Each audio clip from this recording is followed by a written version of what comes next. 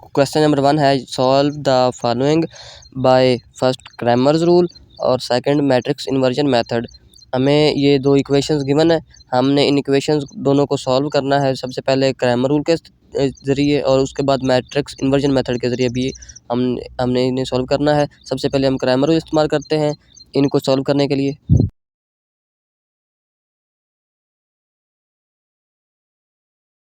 Using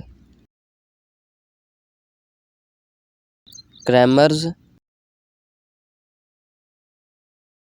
rule, हम Cramer rule के ज़रिए से सॉल्व करेंगे। इसमें क्रैमर के रूल में हम सबसे पहले एक मैट्रिक्स लिखेंगे जिसमें एक्स के कोएफिशिएंट्स और वाई के कोएफिशिएंट्स होंगे। एक्स के कोएफिशिएंट्स और वाई के कोएफिशिएंट्स को हम एक मैट्रिक्स फॉर्म में लिखेंगे। ये हमारे पास एक मैट्रिक्स आ गई।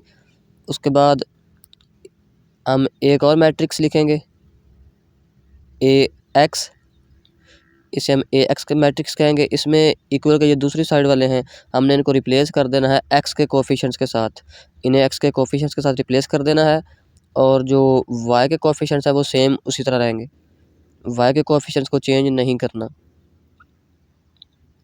ए एक्स मैट्रिक्स होगी ये हमारे पास। उसके बाद ए वाई मैट्रिक्स, इसमें जो इक्वल के दूसरी साइड वाले ये हैं इन्हें हमने वाई के कोएफिशिएंट्स के साथ रिप्लेस करना है और एक्स के जो कोएफिशिएंट्स है वो सेम रहेंगे। एक्स के कोएफिशिएंट चेंज नहीं करने, वो सेम। और वाई के कोएफिशिएंट्स को रिप्लेस कर दिया हमने जो इक्वल के दूसरी साइड पे लिखे हुए थे उनके साथ। ये हमारे पास इनको हमने मैट्रिक्स फॉर्म में लिखा है। इसे हम ए मैट्रिक्स कहेंगे जो एक्स और वाई के कोएफिशिएंट्स होंगे। उसके बाद ए एक्स मैट्रिक्स में हमने एक्स के कोएफिशिएंट्स को साथ इसके इन इंटीजर्स के साथ रिप्लेस कर दिया एक्स के कोएफिशिएंट्स के साथ, और जो वाई के कोएफिशिएंट्स थे वो सेम रहे, वाई के कोएफिशिएंट्स चेंज नहीं करने। उसके बाद ए वाई मैट्रिक्स, ए वाई में एक्स के कोएफिशिएंट्स सेम रहेंगे और इन्हें वाई के कोएफिशिएंट्स जो है हम उनको रिप्लेस कर देंगे इनके इक्वल के दूसरी साइड वालों के साथ। ये हमारे पास ए एक्स में इसे एक्स के साथ रिप्लेस करना और ए वाई में इन्हें वाई के साथ रिप्लेस करना है। ये हमारे पास तीन मैट्रिक्स आ गई हैं। अब हम इन तीनों के डिटर्मिनेंट फाइंड कर लेते हैं। उसके बाद हम सॉल्व करेंगे।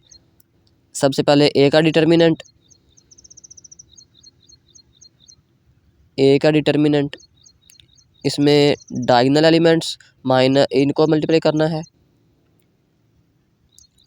Diagonal elements minus non diagonal elements इनको मल्टीप्लाई करना है। इसे हम सॉल्व करेंगे तो ये 4, ये माइनस और ये माइनस प्लस, 3 × 2 6 और ये हमारे पास 10 आ गया। ए का डिटर्मिनेंट, ये हमारा ए डिटर्मिनेंट आ गया। उसके बाद ए एक्स का डिटर्मिनेंट,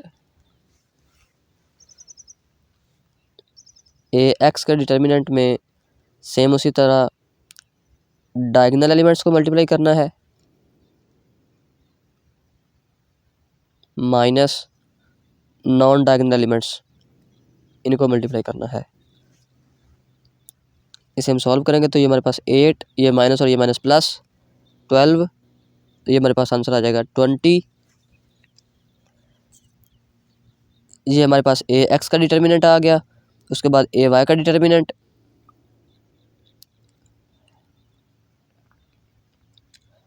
ए वाई का डिटर्मिनेंट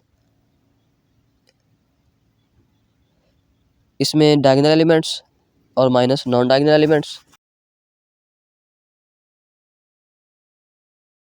डायगोनल एलिमेंट्स को मल्टीप्लाई करना है और माइनस नॉन डायगोनल एलिमेंट्स को मल्टीप्लाई करना है।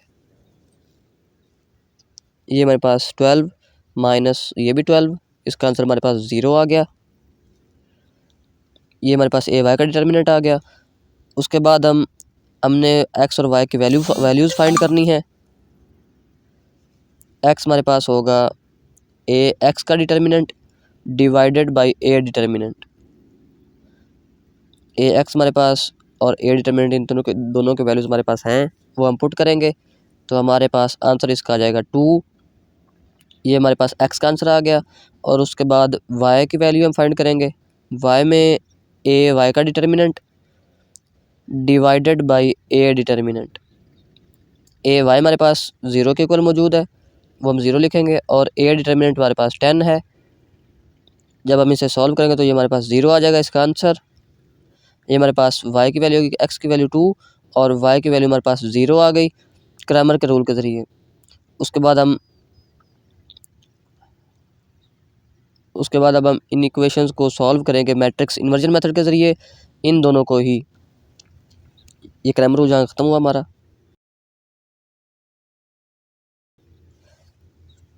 Matrix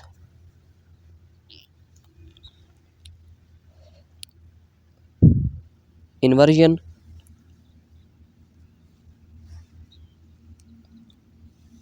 method.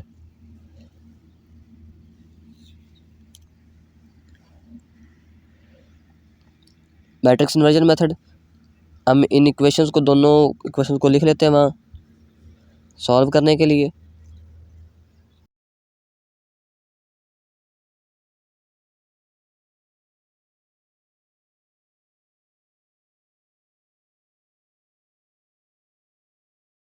ये हमारे पास दो इक्वेशंस हैं। अब हम इनको मैट्रिक्स फॉर्म में लिख लेते हैं। ये आ गए एक्स और वाई के कोएफिशिएंट्स, ये एक मैट्रिक्स आ गई ये, और उसके बाद ये एक्स और वाई इक्वल टू 4 और 6, ये हमारे पास आ गई। हमने एक्स और वाई के कोएफिशिएंट्स को एक मैट्रिक्स में लिखा, उसके बाद एक्स और वाई को एक मैट्रिक्स में लिखा, इक्वल टू ये जो दूसरे थे उन्हें भी एक मैट्रिक्स में लिख लिया। अब हम इन मैट्रिसेस को कोई भी नाम दे सकते हैं। हम इनका नाम देते हैं ए, एक्स और बी। तो यहाँ से हम लिख सकते हैं A X is equal to B. ये ए जो है वो दूसरी साइड पे जाके हम इन्वर्स कर देंगे, X is equal to A inverse B.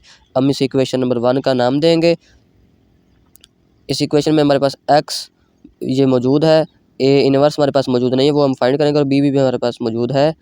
A inverse हम फाइंड करेंगे इस मैट्रिक्स के ज़रिए। इसमें हमारे पास सबसे पहले ए का डिटर्मिनेंट होना चाहिए। हम सबसे पहले इसका डिटर्मिनेंट फाइंड कर लेते हैं। डिटर्मिनेंट में डायगोनल एलिमेंट्स को मल्टीप्लाई करना है, दरमियान में माइनस, उसके बाद नॉन डायगोनल एलिमेंट्स। इसे हम सॉल्व करेंगे तो ये 4, ये माइनस और ये माइनस प्लस 6, इसका आंसर हमारे पास 10 आ गया। ये हमारा आ गया ए का डिटर्मिनेंट। उसके बाद हम इसका एडजॉइंट फाइंड कर लेते हैं।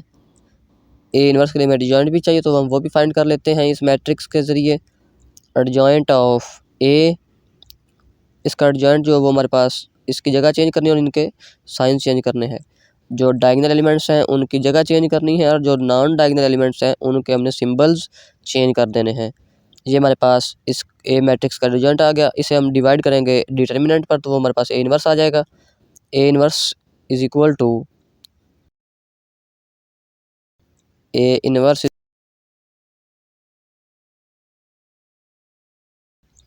Adjoint of A divided by A का डिटर्मिनेंट। ये से हमने डिवाइड कर दिया, ये हमारे पास ए इन्वर्स आ गया। इसे डिवाइड करना है इसके डिटर्मिनेंट पर, तो हमारे पास इन्वर्स आ जाता है। ये इस इन्वर्स की वैल्यू को हम पुट करेंगे इक्वेशन नंबर 1 में।